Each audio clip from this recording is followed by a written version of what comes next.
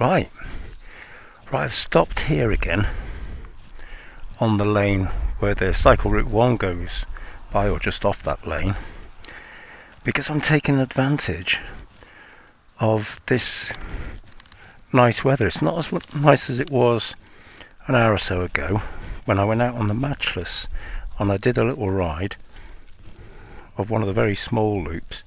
But what I'm going to do is the longer ride, favourite, on the V-strom 250, entirely different little motorcycle.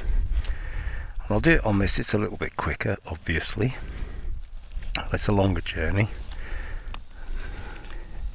but it goes past here, the route, so this is a good place to start. Again, I've zeroed the miles so I can check against what my bicycle says it is, and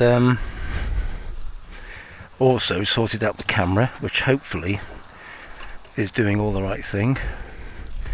Right, starting procedure on this, significantly different from the Matchless. You turn the key and you press the button.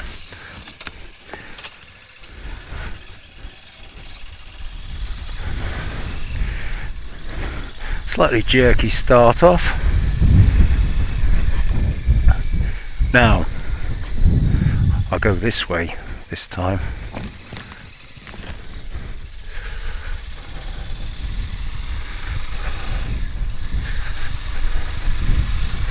Basically, we've had so little good weather recently that you can't trust it at all. So although this will take over an hour, I just thought make the most of the nice weather.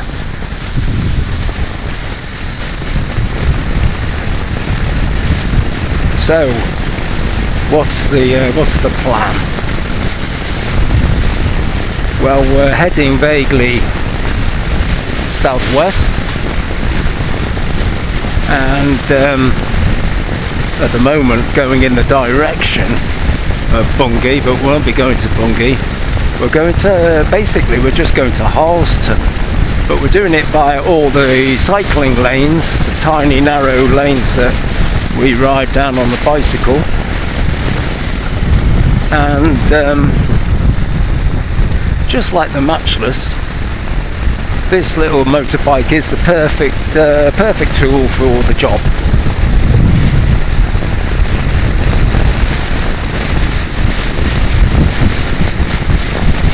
It's comfortable, quite light. Actually, to be honest, for a 250cc machine, I don't know that 188 kilograms is actually that light. But it's a substantial bike to sit on, you know. I don't feel ridiculously, I don't overwhelm it, you know, because I'm not the smallest of people. And I can get my feet nicely on the ground. And yet it's got this great sit up and beg position, quite compliant suspension, which is good on these roads. I think I mentioned on the video with the Matchless, when you've got, like all roads nowadays, such bad states of repair, and country lanes which have the issues of sand and gravel down the middle and grass and tree root heave, that makes life relatively interesting. Let's go down here. This is Beck's Green Lane. It's there's a sign there, it's a quiet lane. I guess they're all over the country, but there's a sort of thing with quiet lanes now. I'm not quite sure what the designation really means, other than that you should be nice to walkers and horses and people walking their dogs and cyclists who might be using it. And I've got to be honest, shouldn't you be doing that anyway?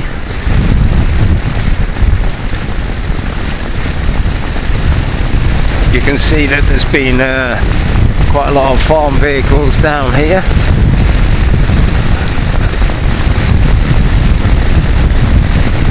Even in the dry, generally by the time I get back, the bike needs a clean. In fact, I have to say it really does need a clean now. So I went out on it day before yesterday, and I didn't wash it when I got back, but when I went out it suddenly started absolutely pelting down on me, and that coincided with being in a very muddy place, and so rather naughtily I didn't sort it out.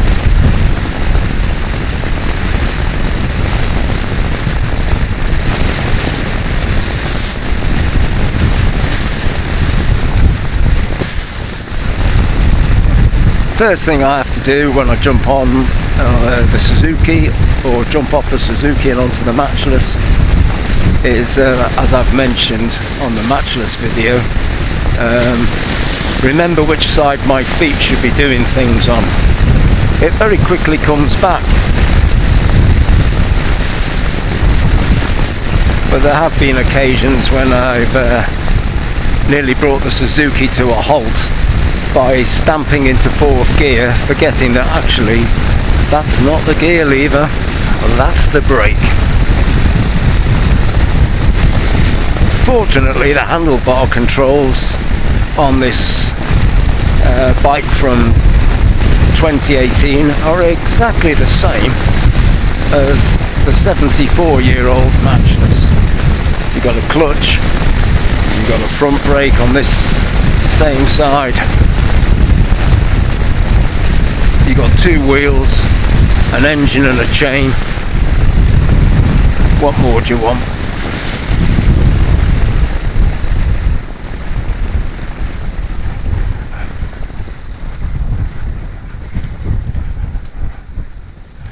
Taking a right turn here, going towards a village called Ilkeshall St Lawrence.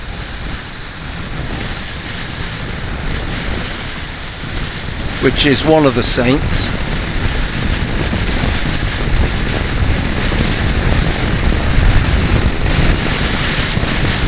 There's a whole group of villages in this direction, and the area is called the Saints. I think I've certainly counted 7. There may be more than 7 villages. They're all the South Ellams, and they're all Saint something South Ellam. So you got St Michael, St James, St Margaret, and they're sort of around here. People think of them as a great place to get lost, because they're all on a network of lanes, tiny lanes, and that's what makes it so special around here for cycling. Well, for me. And that network of lanes, I've been riding them for, well, actually it's nearly, frighteningly, it's nearly 20 years now that we've been here in Suffolk. I am still in Suffolk here. We will cross into Norfolk, but this is still Suffolk.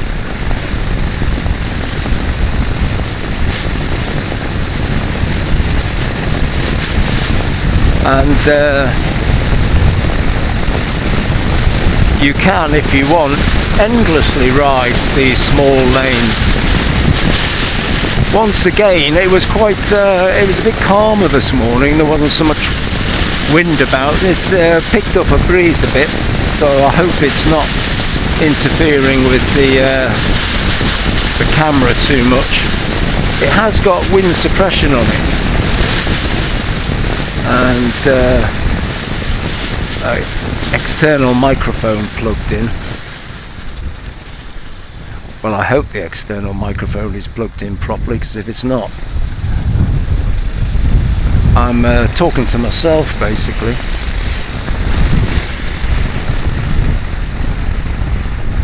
There are those that will tell you that talking to myself is what I do anyway. I always think if you talk to yourself, you know you're getting a quality conversation.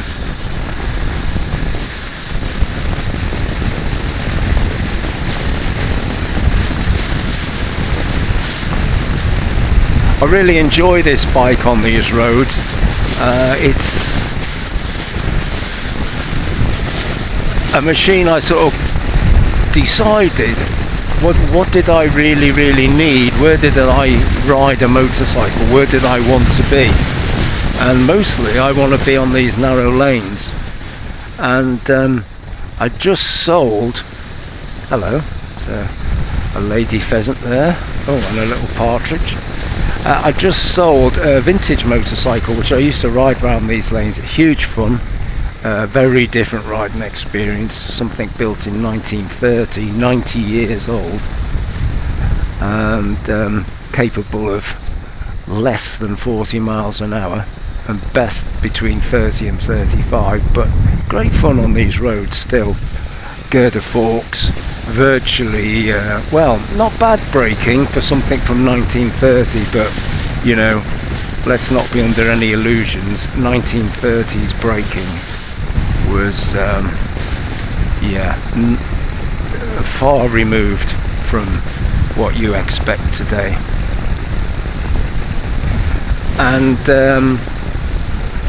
so I looked on the internet, and I wasn't very up on modern motorcycles. I certainly didn't want to spend a lot of money because I wasn't convinced whether I'd enjoy, if you like, modern motorcycling again, having not had one since probably about 2007, when I sold a Triumph Speed Triple, which was an amazing bike, but absolutely hopeless in this sort of environment.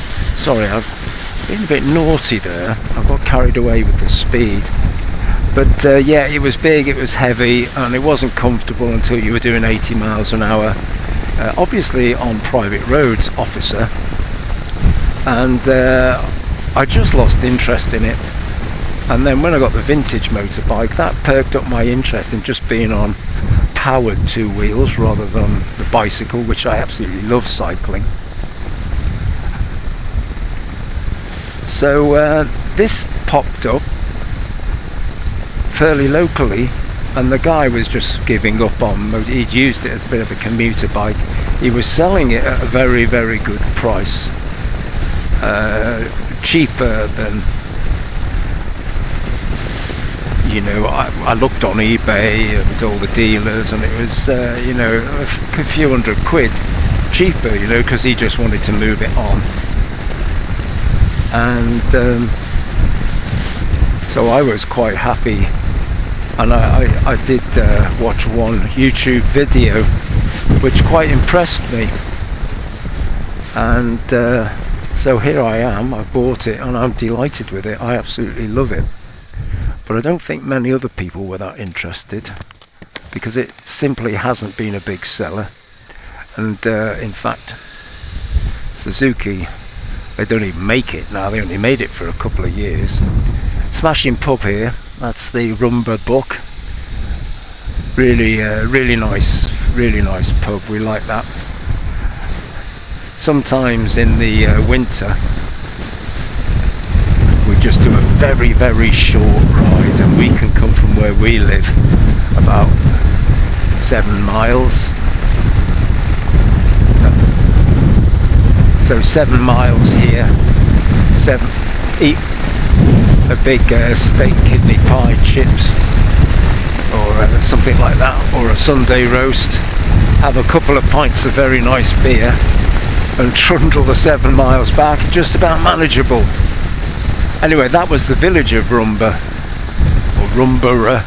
I'm not quite sure how you pronounce that. I think we tend to say Rumbura. Anyway, back to the Suzuki. It's just the job for this sort of journey. But I think most people, I mean, on the tank it says Sport Adventure Tour. Well, let's be honest, you can put any old sticker you like on a tank. Doesn't mean it's going to do that job. and it's certainly in the style of that kind of bike. And I think you could more or less do all of those things in a gentle format. Just squeeze in, thank you. But I don't think you're going to be crossing the Sahel Desert or driving through Patagonia on it, loaded up with a top box. It handles the pillion okay, but you know, you're not going to be having much fun sitting on motorways. It's sort of it tops out over happily over 70. Probably does a realistic. It may just about scrape 80 miles. In fact, I know it will scrape 80 miles an hour. But it's ever so busy at that speed. I transformed it with a very simple modification. When I got it, because I was used to like plodding vintage bike, and then of course I've got the Matchless, which is very much a classic 350 single, British single, not quite one bang at the piston every telegraph pole, but sort of not far off. Whereas this thing, nothing at all starts to happen until you're doing about 6,000 RPM, and then it comes on the song quite well, despite it only having 25 horsepower. But it was just a bit too whizzy, and here you go, here's the village of St. James, surrounded by lots of rape fields at the moment. I can tell because my nose is tingling. Horrible stuff. Looks nice, and it makes very good cooking oil, we know, but smells horrible. Right, let's just negotiate a couple of sharp bends here. And there's the village sign. All the villages in Norfolk and Suffolk, and well, Essex as well, have these nice various different signs. There's the scallop shell, which is, I think, St. James's. I'm not terribly up on these things, but that's St. James's symbol. I'm not entirely sure how many scallops they used to catch in the Sea of Galilee, which I think is where he used to do his fishing. Is that right? Not sure. Anyway, the simple mod I did with this bike, again, watching a few YouTube videos, people were saying the same thing. It revs too much. First gear was a complete waste of space. I'm dodging off down a tiny little lane called Mill Lane here. It's usually underwater. Oh no, it's alright.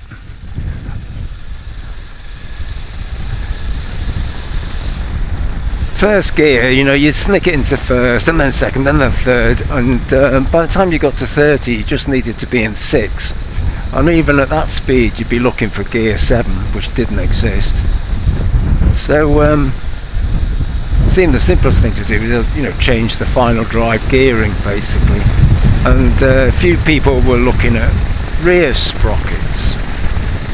Well, there didn't seem to be a lot of choice, or the choice there was would either change it like by 2 teeth, which wouldn't make any difference, or change it by a lot of teeth, which I was a little bit worried might be a bit too far.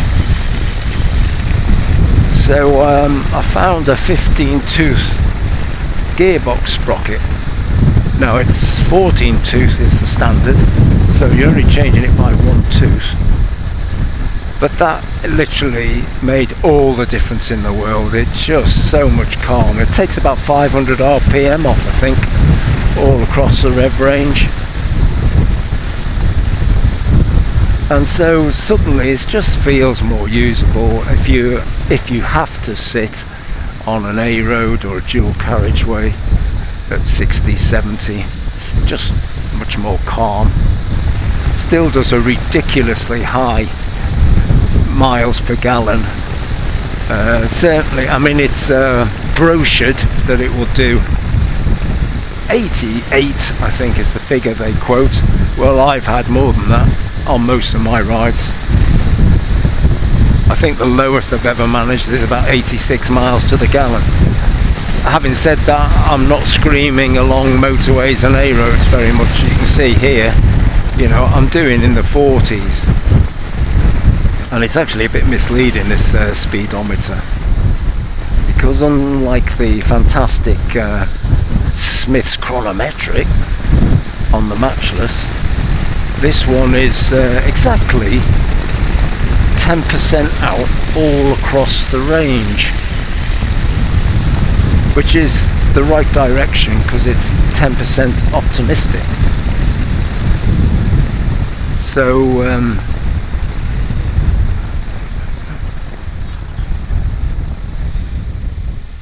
you're generally on the safe side.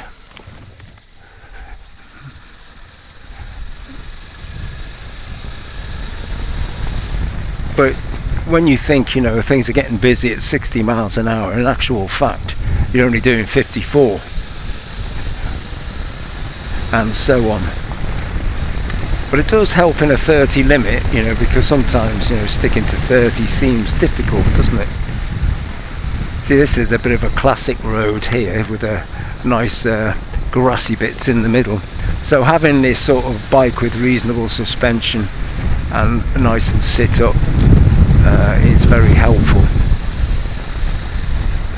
The tyres are the original OEM tyres, and they're still not worn, and it's done 9,000, coming up to 9,000 miles. So I'm guessing, I don't know, they're presumably a Chinese make, because what I didn't realise was, although this is a Suzuki, Japanese company, it's made in China. But that's no surprise for anything these days. Doesn't matter what it's got on the tank, it's almost certainly not built where you think it is.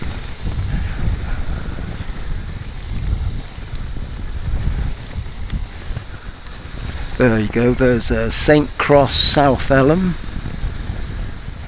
It's another tiny little village we cut off here,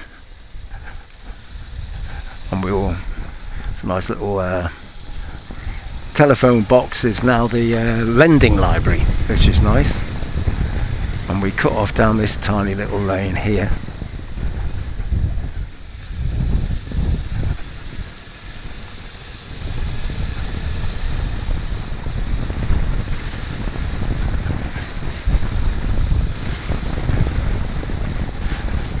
You can probably see why something like a Triumph Speed Triple is not the right machine for this kind of journey.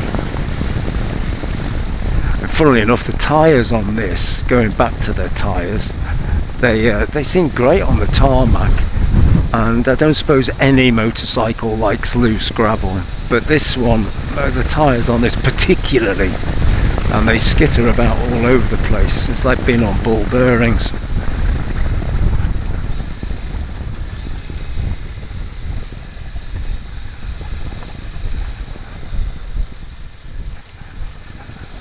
This bit we're just going through here is there's a drain, there's a little brook there, and in the winter time, well, and not just in the winter time, but sort of any time after a lot of rain, you come down that bend there on the bicycle, round the corner and straight into a foot of water for about 50 metres.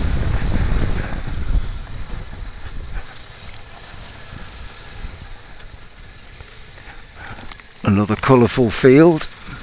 You can see how quiet these lanes are. They're absolutely great. You will come across occasionally cars or delivery vans, and of course tractors and harvesters. There's still a lot of farm vehicles in fields at the moment. The poor farmers, it's been so wet. I know that there's a field at the back of where we live, which it looks like they've given up. It looks like they started a crop and they've started ploughing it up already, and it's as though they thought, well, this stuff we're trying to grow, because it's very wet, heavy clay where we are, and I don't know what the crop was. It looked, you know, when it started growing, like it might have been going to be wheat or barley, which is, you know, often they grow that on that field. But yesterday, and right into the night, with all his lights blazing, there was a guy ploughing it up.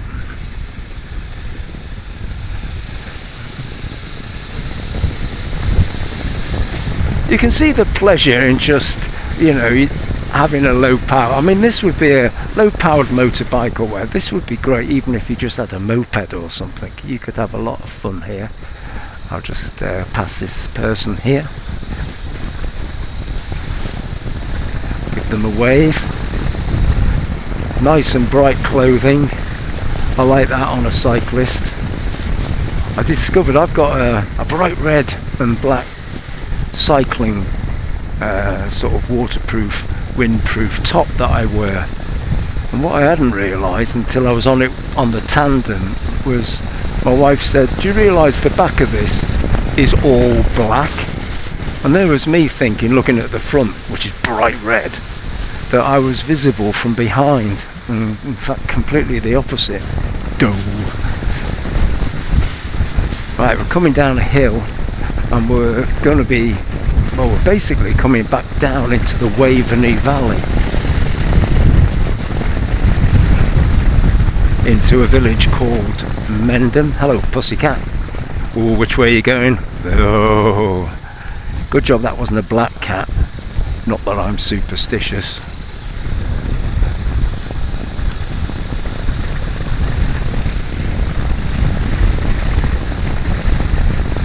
Here's the village. I just had some, somebody had a big garden or a bit of a farm field, and they've put some nice posh houses there. There's some very nice houses in these little villages.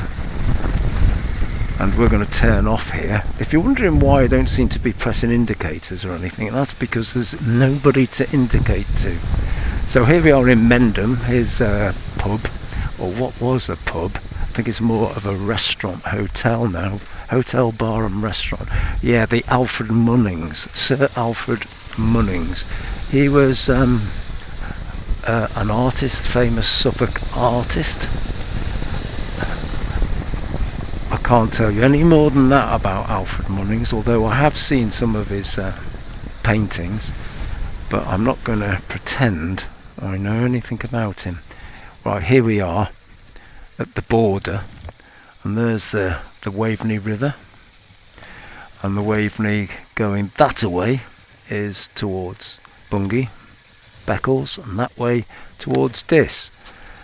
And here's a great big tractor, so I shall get out of the way.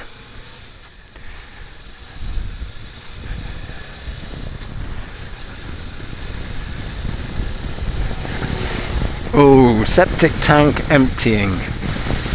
Yeah, lovely job. Anyway, we have just crossed the border into Norfolk. The River Waveney is the border between Suffolk and Norfolk along its length. And fortunately, the border guards were obviously had gone for lunch, because I've actually forgotten to bring my passport and Norfolk visa. So we've got away with it, and we're now free to travel in Norfolk. So I'm just coming up a hill there. That's one of the few hills that really does make me breathe hard on the bike. It's only short, like any hill around here, but crikey, it's a bit steep.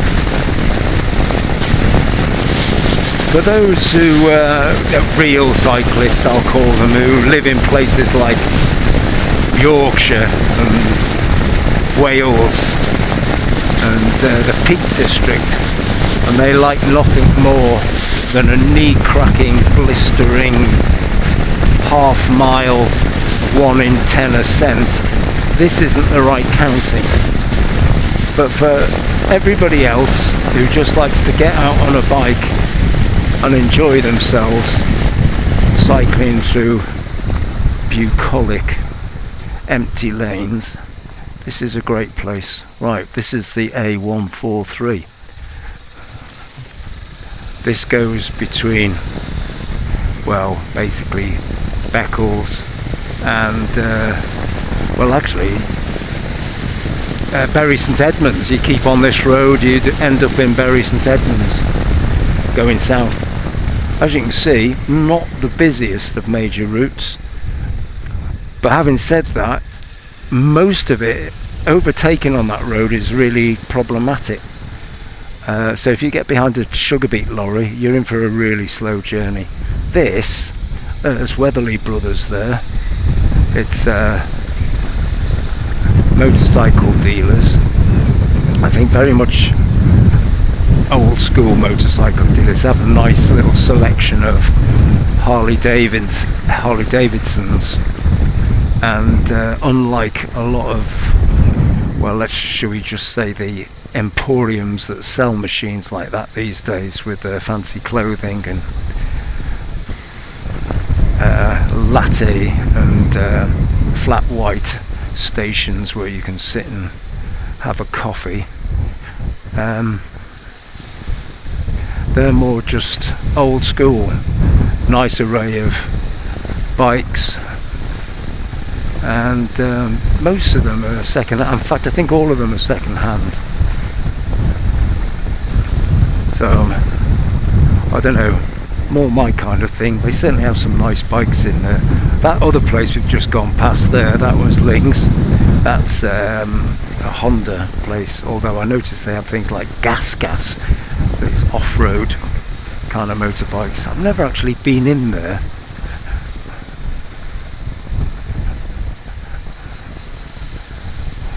I have to say I'm not particularly one for wandering around motorcycle dealerships. Most of the bikes that really turn me on are 50 or 60 years outside of your average dealership, with the exception of a certain gentleman down in Framlingham who has an astonishing collection of old motorcycles which you can buy.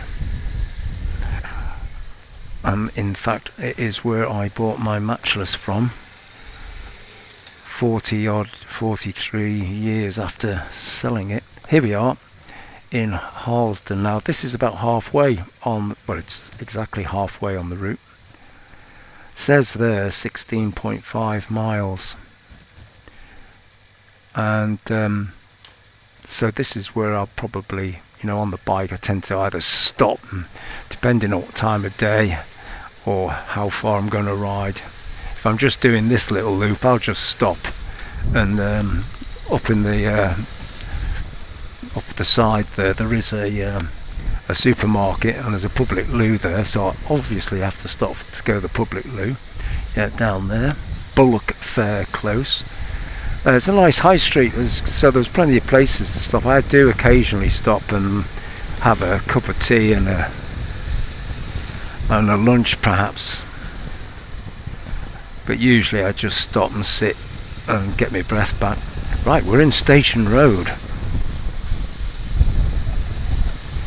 Now, when I was on the Matchless only this morning, I was talking about a railway line that used to run between Beccles. There's the station, there's Harlesden Station, quite a grand building, and the railway line ran at the back of it here, so we've gone over what was the railway line. Anyway, Beccles wasn't joined to London by rail, and so I'm quite sure of the logic here, but they built a railway line that was passenger and goods, a lot of agricultural goods, of course. Right, I'm going down there, my friends, so if you, thank you. And it joined Beccles with the main line from Norwich to London at a place called Tivitshall. And I must have been a great run to be on, absolutely lovely, you know, through the countryside there, crossed the River Waveney a couple of times, and then stopped in, well, those places we've talked about, or I've talked about, or banged on about, if you like, on the ride through Ellingham and Geldeston this morning. So we've climbed out of Harleston now. Harleston was it's a very nice little town, but there's not a lot there. There's a little supermarket and there's those nice shops, you know, and lots of places to have a coffee or a tea. But it's nice to come up here on the top. That's the Waveney is down there.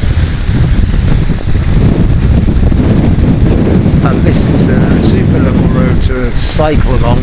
Nice little road to ride the right sort of motorbike on.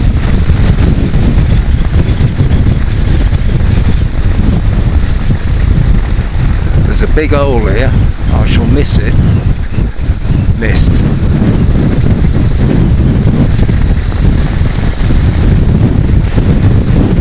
One of the things that's changed, I do this route. Talking about route, there's a different type of route here.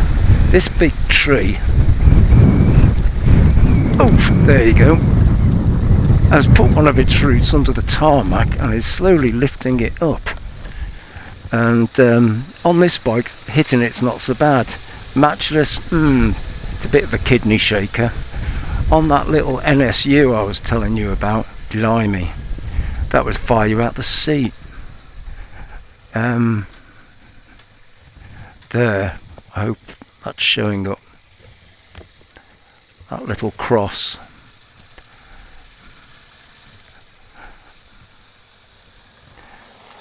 He obviously wasn't going to slow down. Anyway, that little memorial cross there,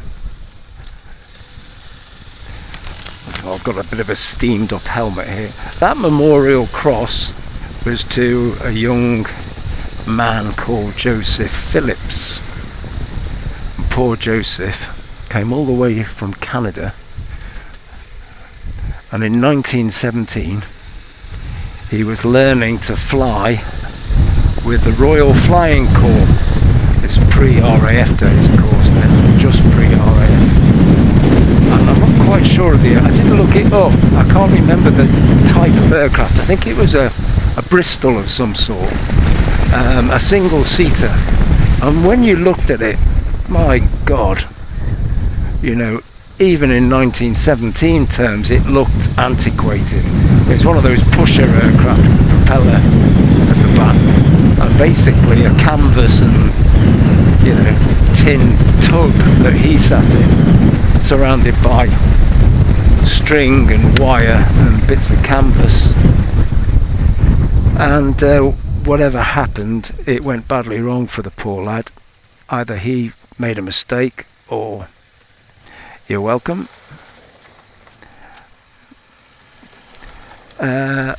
or equally likely, or probably even more likely, mechanical failure.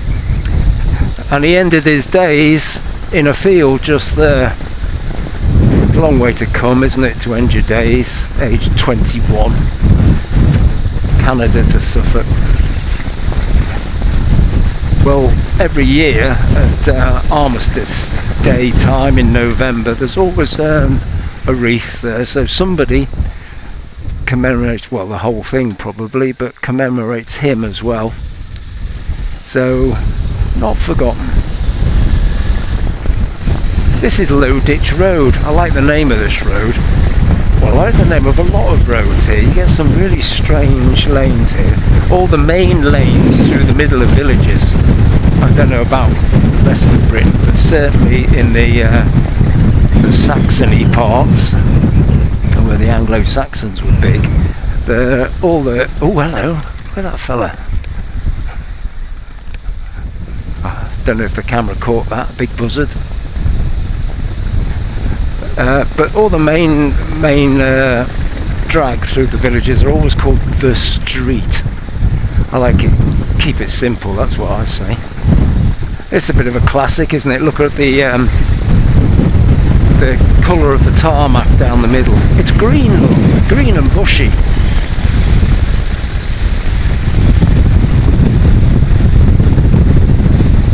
As the season changes, the threats, such as they are on a route like this, change. Obviously, in the wet, you've got slippy, slidey, and a lot of washout gravel getting washed out from the side. But you can see through the hedges when there's no leaves on anything, so you've got an idea of what's coming at you. Whereas now, of course, already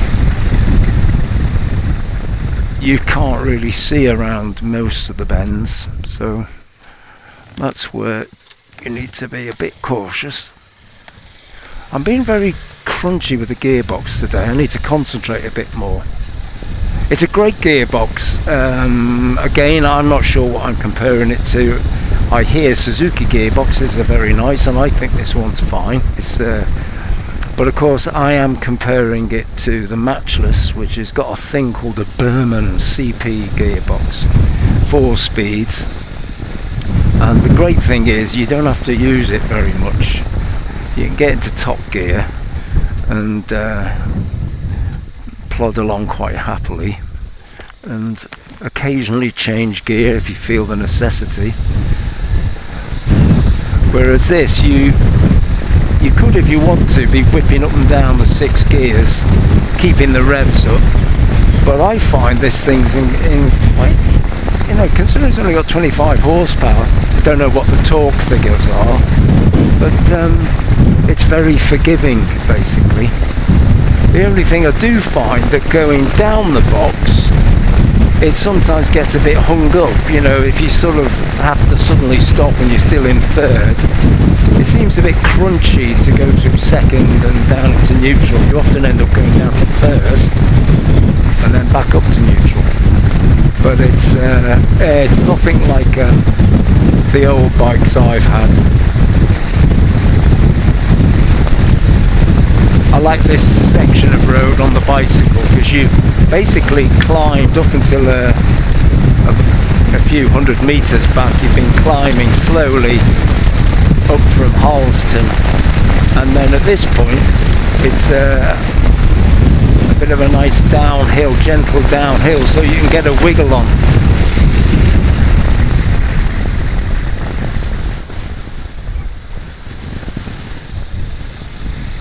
I did go to the trouble of dropping down to 4th there.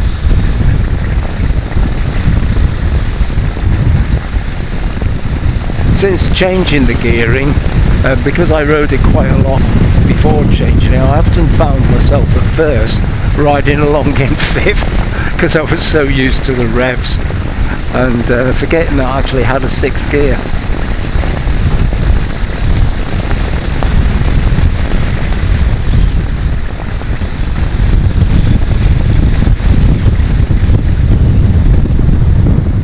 Because these lanes are so quiet, it is very tempting to overcook it, but you just don't know whether there's somebody coming the other way, because at some point there will be.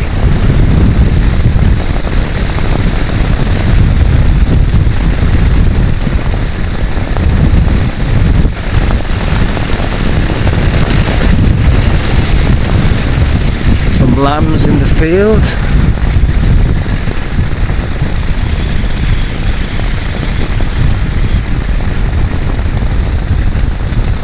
One of the things I have noticed is that I move my head about. I try not to move it about so quickly, but you can't help yourself. And the result on the video, well, when you're watching it, is seasickness. So I do try not to move it about too much. We're back on the 143 for about 50 metres.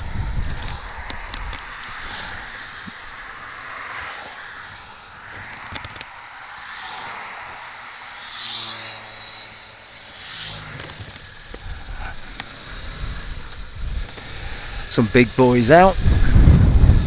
Right, because we're be cycling, we wouldn't want to be cycling along here. I mean, I don't want to motorcycle along here. This is boring.